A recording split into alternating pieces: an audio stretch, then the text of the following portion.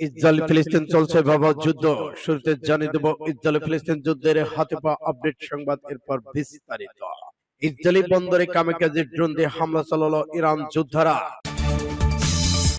আরো জানিয়ে দিব ইউক্রেন যুদ্ধে ভূমিকা রাখছে ব্রিটিশ কমান্ডো দল। আরো থাকছে গাজায় হামলা চললে বাড়িঘর ফিরতে পারবে না ইসরায়েল বাস্তুচ্যুতরা। ভোটারকে থাপ্পড় মারা এমপির গালে পাল্টা থাপ্পড়, ভিডিও ভাইরাল। গাজার বিমান হামলা আরেকটি জাতিসংঘ কর্মী নিহত। আরো জানিয়ে দিব 24 ঘন্টায় ইউক্রেনের 1400 সেনাকে হত্যার দাবি রাশিয়ার। যুদ্ধে জড়িয়েছে ইরান, ইসরায়েল পাল্টাপাল্টি হামলা।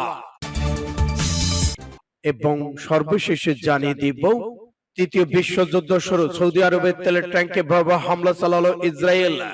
এতক্ষণ শুনছিলেন সংবাদ শিরোনাম, এখন বিস্তারিত। তবে অনুরোধ থাকবে এই ভিডিওটিতে একটি লাইক দিন এবং কমেন্টস করে জানিয়ে দিন আপনি কোন জেলা থেকে বা কোথা থেকে আমাদের সাথে যুক্ত রয়েছেন। এবং ইসরায়েল ফিলিস্তিন যুদ্ধের সর্বশেষ গুরুত্বপূর্ণ আপডেট সংবাদ হাতে পেতে চ্যানেলটি সাবস্ক্রাইব করে আমাদের সঙ্গে থাকুন। ধন্যবাদ। ইসরায়েলের প্রতিশোধ শুরু, ইসরায়েলি বন্দরে কামিকাজি ড্রোন দিয়ে হামলা চালালো ইরাকের যোদ্ধারা। ইরাকের ইসলামী বিপ্লবী প্রতিরোধ যোদ্ধারা ইহুদিবাদী ইসরায়েলের এইলাত বন্দরে একটি কৌশলগত লক্ষ্য বস্তুকে কেন্দ্র করে কামিকাজি ড্রোন দিয়ে হামলা চালিয়েছে। ইরাকের সন্ত্রাস বিরোধী সংগঠনগুলো জোট popular mobilization unity PMU Telegram চ্যানেলে দেয়া এক বিবৃতিতে এই হামলার দায়িত্ব স্বীকার করেছেন। পিএমইউ বলেছে এইলাত বন্দরে একটি মৌলিক স্থাপনা তারা হামলা চালাতে সক্ষম হয়েছে।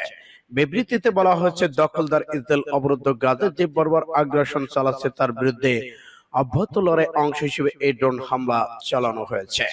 এছাড়া গাজার ফিলিস্তিন জনগণের প্রতি সংহতি অংশ হিসেবে এই হামলা চালানো হয়। পিএমইউ বলেছে ইহুদিবাদী ইসরায়েলের গুরুত্বপূর্ণ স্থাপনায় তাদের হামলা অব্যাহত থাকবে। ইরাকি প্রতিরোধ যোদ্ধারা ইসরায়েলের ইলাত বন্দরে হামলা চালানোর জন্য যে কামিকাজি ড্রোন ব্যবহার করেছে তার নাম আল আরাফাত। পশ্চিম এশিয়া অঞ্চলে ইসরায়েল ও মার্কিন স্বার্থের বিরুদ্ধে অভিযান পরিচালনার ক্ষেত্রে আল আরাফাত আত্মঘাতী ড্রোনের এটি প্রথম প্রয়োগ। ইউক্রেন যুদ্ধে ভূমিকা রাখছে ব্রিটিশ কমান্ডো দল। আমেরিকার একজন শীর্ষ পর্যায়ের সামরিক কর্মকর্তা গণমাধ্যমের কাছে অসাবধানতাবশত স্বীকার করেছে যে ইউক্রেন যুদ্ধে গোপন ব্রিটিশ কমান্ডোর কাজ করছে। তবে মার্কিন ওই জেনারেলের মন্তব্যের পরে গণমাধ্যম থেকে সরিয়ে ফেলা হয়েছে। মার্কিন স্পেশাল অ্যাপারেন্স কমান্ডো জেনারেল বার্নফ্রন্ট এবং অ্যাসোসিয়েট প্রেস বা এপি কে দেওয়া সাক্ষাৎকারে এ তথ্য প্রকাশিত হয়েছে। এপির পক্ষ থেকে তার কাছে জানতে চাওয়া হয় ইউক্রেন যুদ্ধ নিয়ে মার্কিন সেনারা কি শিক্ষা গ্রহণ করেছে।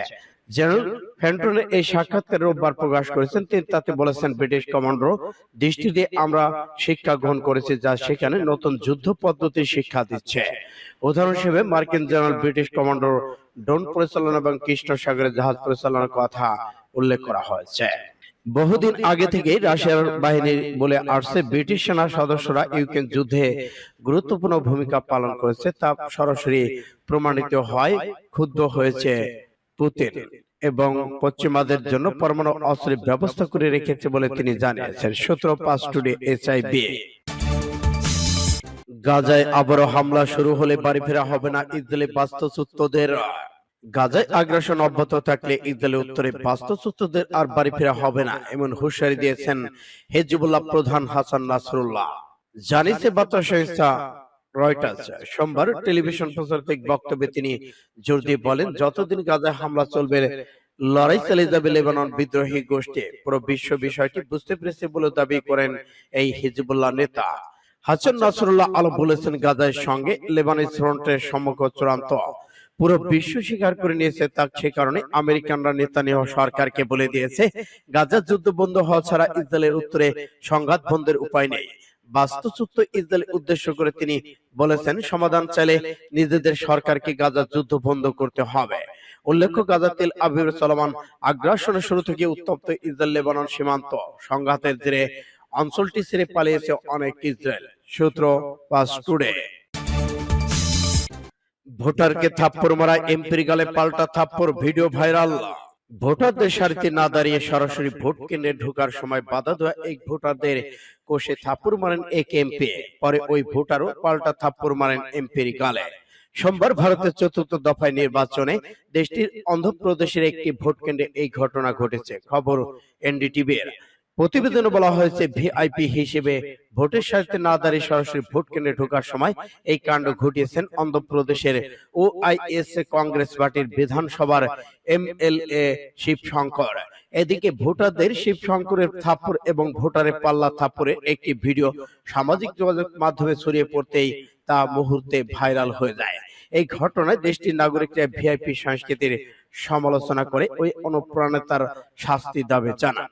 তারা বলেছেন, একজন আইন প্রণেতা ভোট কেন্দ্রে গিয়ে ভোটারদের সঙ্গে এই ধরনের আচরণ করতে পারেন না।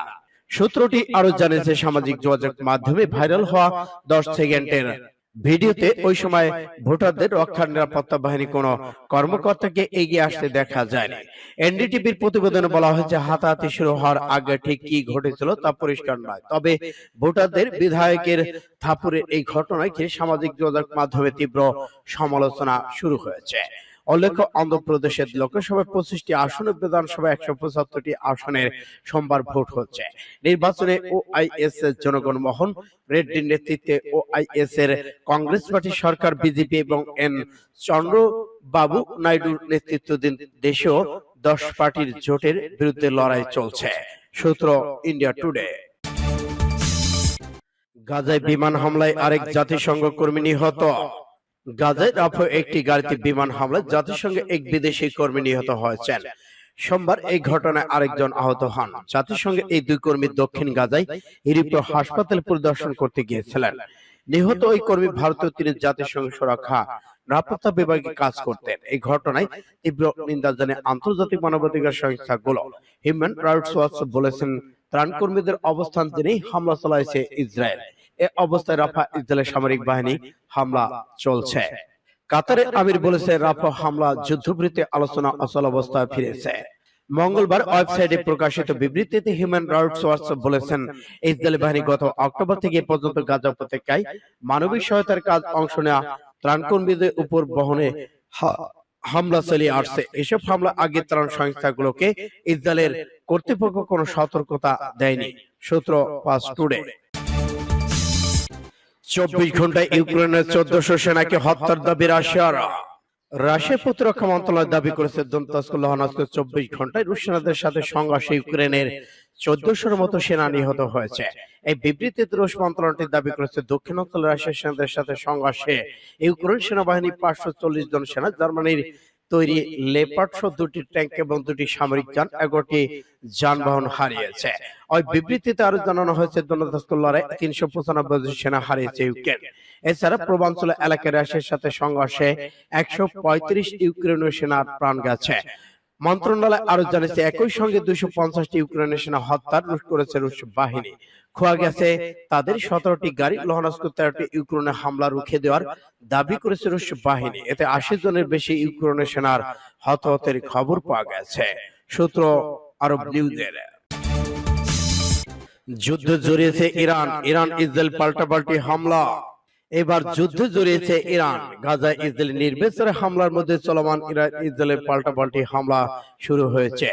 গতকাল ইরানের পররাষ্ট্রমন্ত্রী হোসেন আমির আব্দুল্লাহিয়ান ইসরায়েলকে সতর্ক করে বলেছেন, গাজায় হামলা বন্ধ না করলে মধ্যপ্রাচ্য নিয়ন্ত্রণের বাইরে চলে যেতে পারে।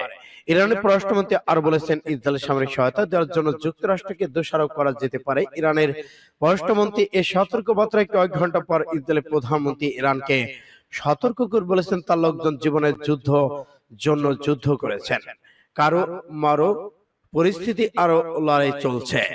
ফিলিস্তিনি স্বাধীনতাকামী সংগঠন হামাসের যোদ্ধারা 7 অক্টোবর ইসরায়েলে আকস্মিক হামলা চালায়। এই হামলায় 1400 ইসরায়েলি সেনা নিহত হয়েছে। এর জবাবে সেদিন থেকেই গাজায় নির্বিচারে বিমান হামলা, গোলাবর্ষণ চালিয়ে যাচ্ছে ইসরায়েল বাহিনী। এছাড়া লেবাননে হিজবুল্লাহ অবস্থানে হামলা চালাচ্ছে ইসরায়েল। ইরান হিজবুল্লাহকে বারবার সমর্থন জানিয়ে আসছে। এদিকে ইসরায়েল হিজবুল্লাহ পর্যন্ত 5087 জন ফিলিস্তিনিকে হত্যা করেছে। সূত্র ইন্ডিয়া টুডে। সৌদি আরবের তেলের ট্যাঙ্কে ভয়াবহ হামলা চালালো ইসরায়েল। এবার সৌদি আরবের তেলের ট্যাঙ্কে হামলা চালিয়েছে ইসরায়েল। ইয়ামেনে হুতি আনসারুল্লাহ যোদ্ধারা সৌদি আরবে আব্রু তেল কোম্পানির একটি ট্যাঙ্কে ক্ষেপণাস্ত্র লক্ষ্য করে ছোড়া পূর্বেই তেল ট্যাঙ্কটি দক্ষিণ অঞ্চল থেকে আক্রমণে জ্বলে ওঠে। ইয়ামেনে আরবি ভাষায় সেলুলার টেলিভিশন চ্যানেল আল মাছিয়া জানিয়েছে, গতকাল শেষ বেলায় সৌদি আরবের জান্টো কোম্পানির আরামকো তেল ট্যাঙ্কারে হামলা করে আনসারুল্লাহ যোদ্ধারা সৌদি সেনাদের বর্বর আগ্রাসনের জবাবে আনসারুল্লাহ এ হামলা চালায়। ক্ষেপণাস্ত্র হামলার ঘোষণা পরপরই সৌদি আরবের আল ইখরিয়া টেলিভিশন চ্যানেল জানিয়েছে, ইয়েমেন থেকে ছুটে আসা ক্ষেপণাস্ত্রটি সরাসরি আঘাত করেছে। হামাস যোদ্ধারা বলেছে এটি একটি চক্রান্ত স্বরূপ সৌদি আরবের তেল ট্যাঙ্কারে হামলা চালিয়েছে ইহুদিবাদী ইসরায়েলের কূটনৈতিক যোদ্ধারা। ইয়েমেনের হুদাইদা প্রদেশে ভয়াবহ বিমান হামলা প্রতিশোধ নিতে হুতি যোদ্ধারা সৌদি আরবে গিয়েছিলেন, তার আশপাশ থেকে হামলা চালাবে বলে। আরামকো তেল ট্যাঙ্কারে এই ঘটনা ঘটেছে। এতে 2015 সালে মার্চ থেকে ইয়েমেন থেকে উপর সামরিক আগ্রাসন চালিয়ে যাচ্ছে হামাস যোদ্ধারা। সূত্র ফাস্ট টুডে।